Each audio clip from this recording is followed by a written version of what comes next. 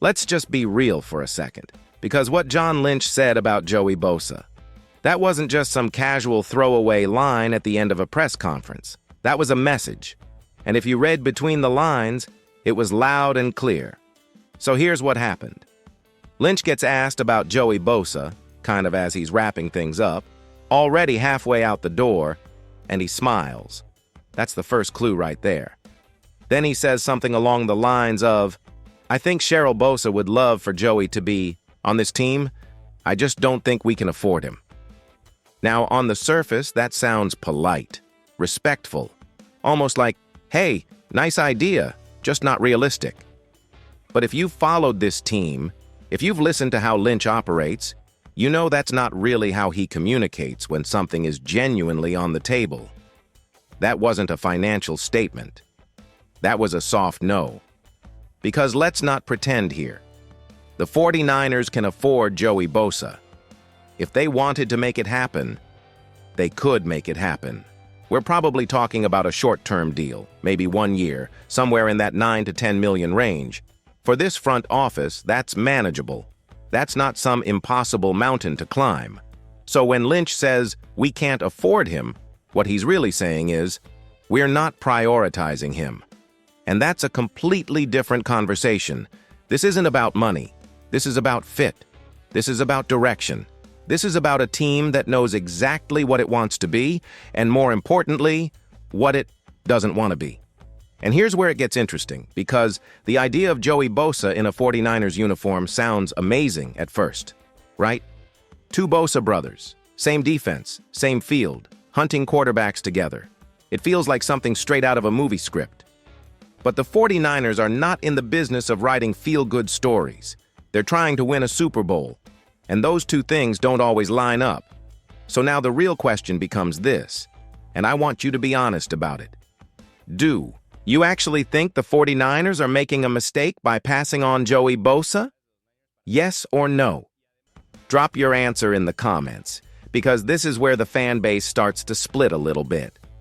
And if you're new here, this is exactly what we do. No fluff, no surface-level takes, just real breakdowns of what's actually going on with this team.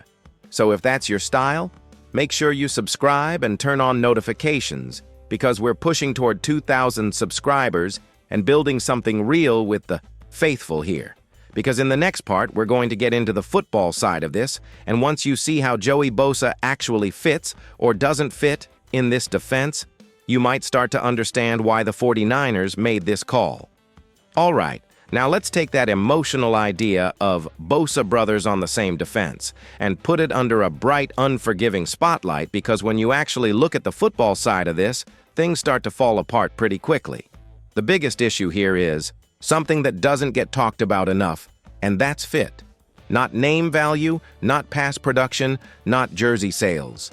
Fit within this specific system. Because Joey Bosa is not the type of player this defense is currently built around.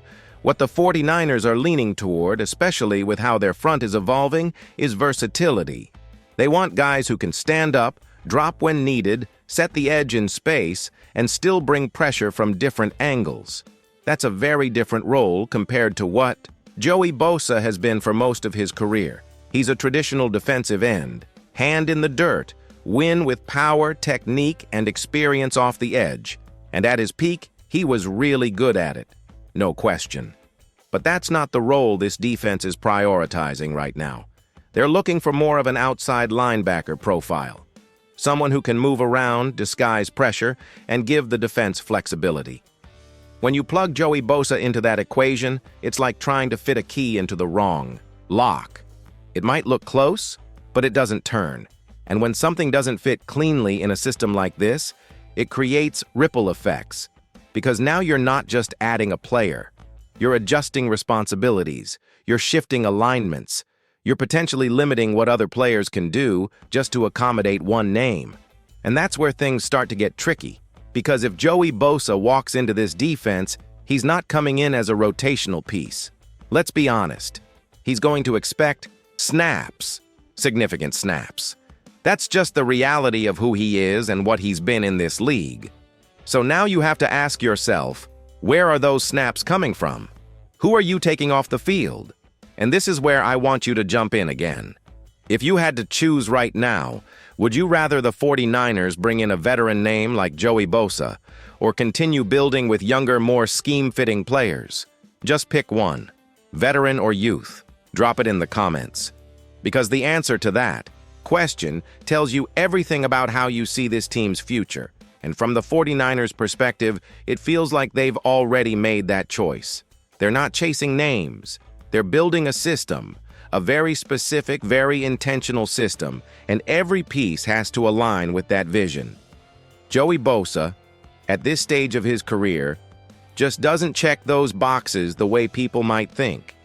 And in the next part, we're going to take this even further, because it's not just about scheme, it's about consequences.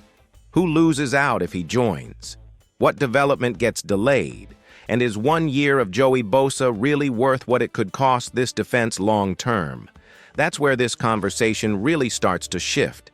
Now, this is where the conversation really sharpens, because it's no longer just about whether Joey Bosa fits on paper. It's about what you lose the moment you bring him into the building. Every snap in the NFL is a limited resource. Every rep is an investment. And when you give those reps to a veteran on a short-term deal, you are taking them away from someone who's supposed to be part of your future. That's the hidden cost. Because if Joey Bosa signs with the 49ers, he's not coming in to be a background character. He's not here to play 15 snaps a game and quietly rotate. He's going to command real playing time. That's just the reality, and those snaps have to come from somewhere. Now think about a young player like Michael Williams.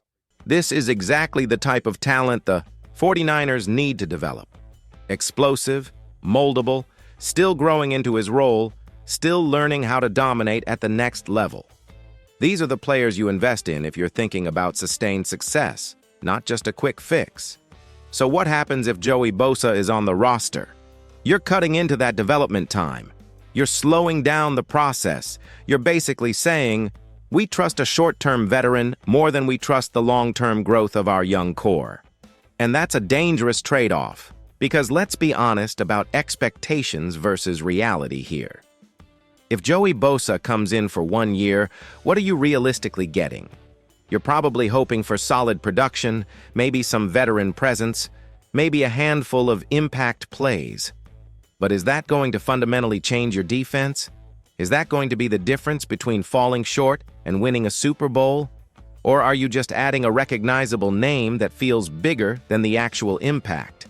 That's the calculation the 49ers are making right now.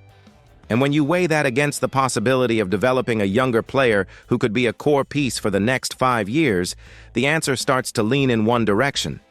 This team is thinking long-term. Even while trying to win right now, they're protecting the future. So let me throw this one to you, because this is where it really becomes a philosophy question. Would you sacrifice the development of a young defensive piece for 1 year of a big-name veteran, even if that veteran might not move the needle as much as people think? Yes or no? Drop it in the comments, because there's no middle ground on this one. And real quick, if you're still here, rocking with me, you're already part of the faithful, and we're building something special on this channel. So if you want to take it a step further and directly support what we're doing, you can use the Super Thanks or the Hype feature right below. Think of it as fueling the quest for the next Super Bowl. Every bit goes back into making these videos better, sharper, and more consistent, for you and for this community. And if you haven't already, hit subscribe. We're pushing toward 2,000 strong, and we're doing it together. Because in this final part, we're going to step away from the X's and O's and get into the story behind all of this. The family angle, the public push, and whether this whole Joey Bosa to the 49ers idea was ever really close to happening in the first place. And now we get to the part of this whole situation that feels the most like a movie script, but probably had the least chance of actually happening. The family narrative. Because once those comments started circulating, once the idea of Joey Bosa potentially joining the 49ers picked up steam, it didn't just stay a football conversation. It turned into something bigger, something emotional. The idea of two brothers, both elite pass rushers, lining up on the same defense, chasing a Super Bowl together. It sounds perfect. But perfect stories don't always translate into smart football decisions. And when you look at how this all unfolded, especially with the public comments coming from Joey Bosa's mom, it starts to feel less like a real negotiation and more like a push. Almost like a last attempt to create momentum from the outside in. Because think about it. When things are actually progressing behind the scenes, you usually don't see that kind of public campaigning. Teams and agents handle it quietly. Deals take shape without noise. This felt different. This felt like trying to will something into existence. And the response from the 49ers, especially from John Lynch, tells you everything you need to know. Polite, respectful, even a little playful, but ultimately non-committal. No urgency. No indication that this was something they were seriously pursuing. Which brings us back to the fan base. Because despite how cool the idea sounds, it's not even clear that this is something the majority of fans actually want. The excitement is real on the surface, but once you dig into the details, the concerns start stacking up. Fit, production, age, role, direction of the team. And then there's the comparison that nobody can really avoid. Nick Bosa is already the centerpiece of this defense. He's the star. He's the tone setter. He's the player everything revolves around. Bringing Joey into that environment doesn't just add talent, it changes dynamics. Would Joey be comfortable stepping into that role, knowing this is his younger brother's team? Would he be okay with a smaller contract, a smaller spotlight, a different expectation? And on the flip side, are the 49ers willing to introduce even the possibility of that kind of distraction, no matter how small it might seem? These are questions that don't show up on a stat sheet, but they matter, especially for a team that's this close, a team that's trying to stay focused on one goal. And when you put all of this together, the conclusion becomes pretty clear. The 49ers didn't pass on Joey Bosa because they couldn't afford him. They passed because they didn't need him. They already have their cornerstone. They already have their identity. And they're not going to bend that identity for a storyline, no matter how appealing it looks from the outside. So now I'll leave you with this. Strip away the name, strip away the family connection, strip away the hype. At this stage of his career, do you genuinely believe Joey Bosa makes this team better? Be honest about it. Drop your answer in the comments. And if you've made it this far, you're exactly the kind of person we're building this channel for. So hit subscribe, be part of the faithful, and help us reach that 2,000 subscriber mark. Because we're going to keep breaking all of this down the road.